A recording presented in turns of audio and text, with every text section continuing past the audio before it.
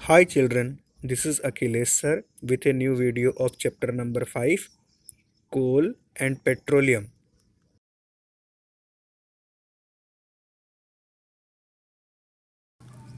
कोयले को solid, liquid, gas in तीनों फॉर्म में कन्वर्ट किया जा सकता है।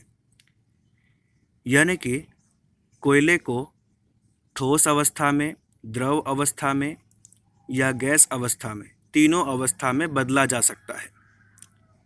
जब कोयले को सॉलिड फॉर्म में कन्वर्ट किया जाता है यानी कि ठोस अवस्था में बदला जाता है तो उसे कोक कहा जाता है। और जब कोयले को लिक्विड फॉर्म में यानी कि द्रव अवस्था में बदला जाता है तो उसे कोल टार कहा जाता है। और जब कोयले को गैस फॉर्म में यानी कि गैस अवस्था में बदला जाता है तो उसे हम कोल गैस कहते हैं। कोक का इस्तेमाल आयरन जैसे मेटल को बनाने में किया जाता है और भी कई मेटल्स को बनाने में किया जाता है।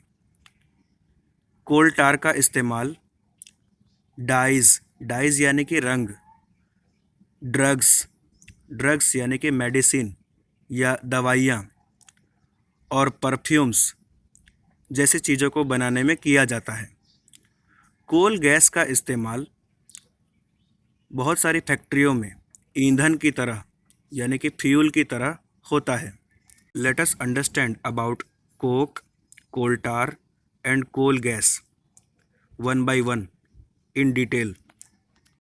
First of all, we will understand about coke. Coke is a tough, porous and black substance.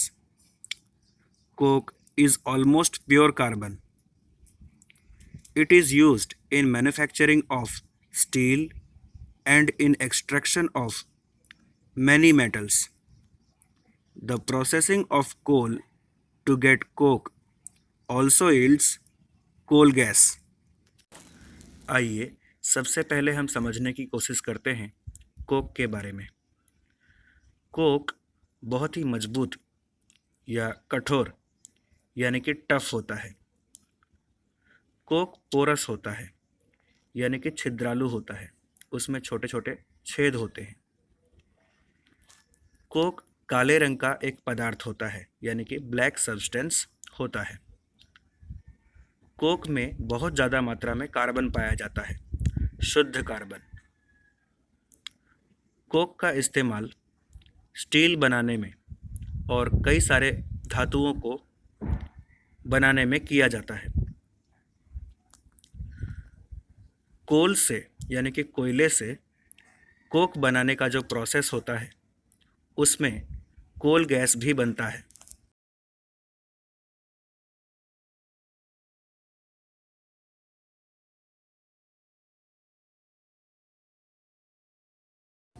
Now let us understand about coal tar.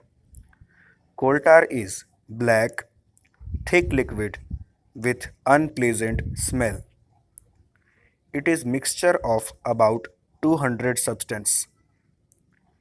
It yields many products that are used as raw materials to manufacture drugs, explosives, naphthalene balls, perfumes, synthetic dyes, paints, plastics, roofing materials, photographic materials, etc. Earlier, coal tar was used for metalling the roads. Now, bitumen, a petroleum product, is used for this purpose. आइए अब हम बात करते हैं कोल टार की। कोल टार काले रंग का एक गाढ़ा लिक्विड होता है यानी कि तरल पदार्थ होता है। कोल टार में से दुर्गंध आती है यानी कि बदबू आती है। कोल टार को बनाने में लगभग 200 से ज़्यादा चीज़ें मिक्स की जाती है। कोल टार का इस्तेमाल बहुत सारी चीज़ों के रॉ मटेरियल्स बनाने में होता है जैसे कि दवाइयाँ, एक्सप्लोजिव, नेप्थालीन बॉल्स, परफ्यूम, रंग, plastic, roofing materials, photographic materials वगैरह।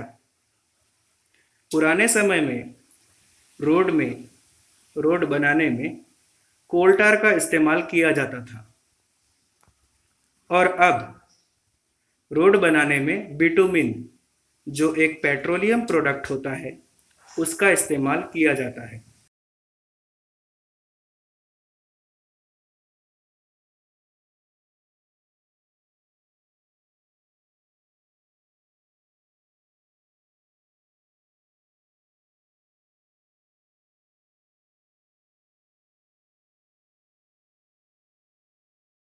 Now, let us understand about coal gas.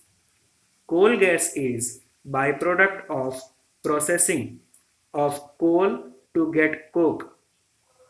Coal gas is used in many industries as a fuel. Coal gas is mainly used as heat source and not as a light source. Coal gas once used for street lighting. It was used for this purpose for the first time in London in 1810 and for the first time in New York in 1820. आइए अब हम बात करते हैं कोल gas के बारे में।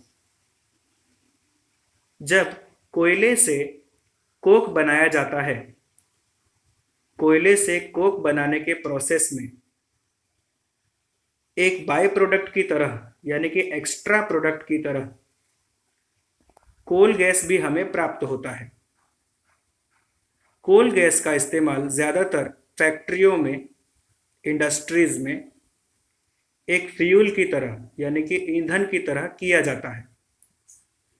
इसका जो मेन यूज़ है, कोल गैस का जो सबसे मुख्य उपयोग है, वो है एक ऊष्मा स्रोत की तरह, एक गर्मी के स्रोत की तरह इसका इस्तेमाल, न कि एक लाइट सोर्स की तरह।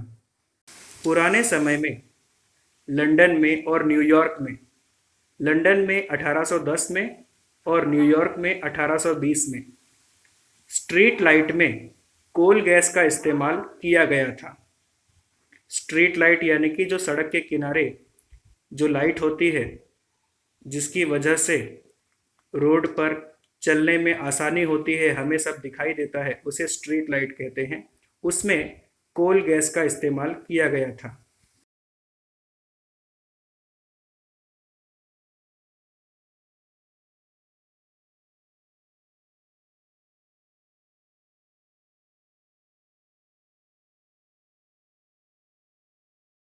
व्यूअर्स, अगर आपको वीडियो पसंद आया हो तो इसे लाइक करें और हमारे चैनल को सब्सक्राइब करें।